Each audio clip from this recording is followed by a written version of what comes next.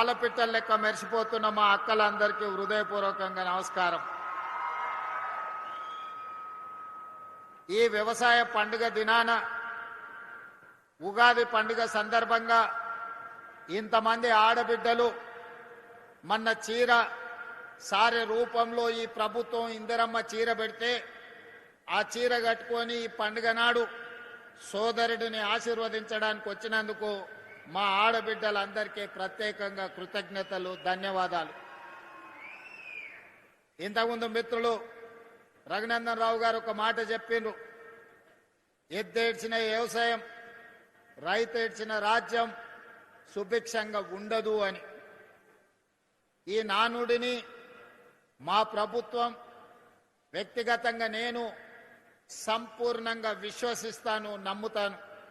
అందుకే ప్రజాపాలనలో ఎన్ని సమస్యలు ఎదురైనా, సంక్షేమానికి ఎన్ని ఇబ్బందులు వచ్చినా, ఆర్థిక పరిస్థితులు మమ్మల్ని ఎన్నో రకాలుగా ఇబ్బంది పెడుతున్నా, రైతులకు సంబంధించిన ఏ సంక్షేమ పథకాన్ని కానీ, రైతులకు అందించాల్సిన ఉచిత కరెంటు కానీ ఎక్కడా లోటు రానియకుండా, అదేవిధంగా రైతులు పండించిన పంటను చివరి గింజ వరకు కొనాలి అని కార్యక్రమంగా పెట్టుకొని, కొన్న పంటకు గిట్టుబాటు ధరనే కాదు 500 రూపాయల బోనస్ కూడా ఇచ్చి రైతుల కళ్ళల్లో ఆనందం చూడాలి అని ఈ ప్రభుత్వం నిరంతరం తాపత్రయపడుతుంది, ప్రయత్నం చేస్తుంది.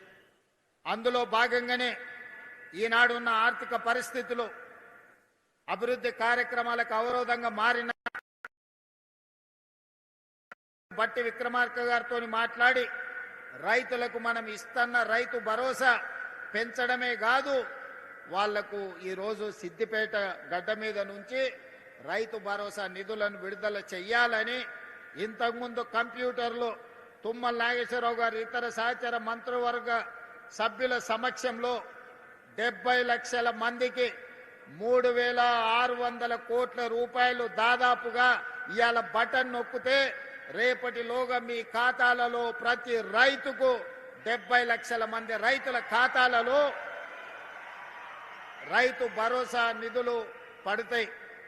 అదేవిధంగా ఇంకా మిగిలిన 5,400 కోట్ల రూపాయలు 20 రోజుల్లో ఇంకొక 2,700 కోట్లు, అక్కడి నుంచి ఇంకొక 20 రోజుల్లో ఇంకో 2,700 కోట్లు, దాదాపుగా ఇవాళ మార్చి 22 తారీఖు నాడు మనం ఉన్నాం.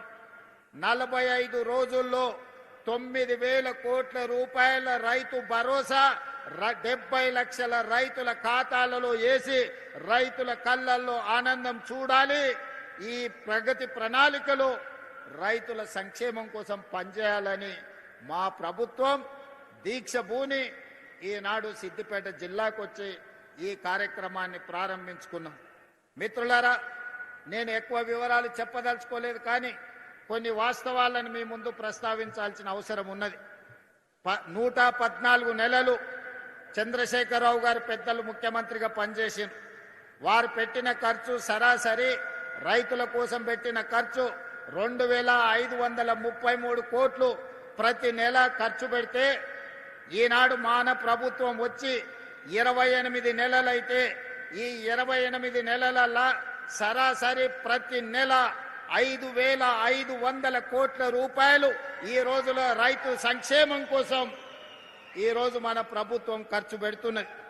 ఈనాడు రైతులకు ఇస్తున్న 24 గంటల ఉచిత కరెంటు కావచ్చు, రైతులకు అందిస్తున్న గిట్టుబాటు ధర కావచ్చు, రైతులు పండించిన సన్న వడ్లకు 500 రూపాయల బోనస్ కావచ్చు, రైతు రుణమాఫీ కావచ్చు, రైతు భరోసా కావచ్చు, రైతు బీమా కార్యక్రమాలు కావచ్చు.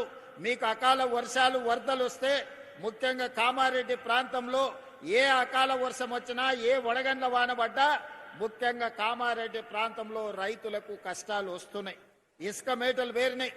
మొన్నటిసారి వచ్చిన తుఫాన్లో మీ జిల్లాలో చాలా దగ్గరలో చెరువులు తెగిపోతే ఈడ కాలువలు ఇసుక మేటలు పేరితే నేనే స్వయంగా వచ్చిన. ఆ సందర్భంగా మిత్రుడు రఘునందన్ రావు గారు కూడా కొన్ని సమస్యల్ని మా దృష్టికి తీసుకురావడం జరిగింది. ప్రతి దగ్గర రైతుకు పంట నష్టం జరిగితే, అకాల వర్షాలు వచ్చినా, వరదలు వచ్చినా, వడగండ్ల వానబడ్డా రైతుకు ఎకరాకు 10,000 రూపాయల లాగా నష్ట పరిహారాన్ని అందించి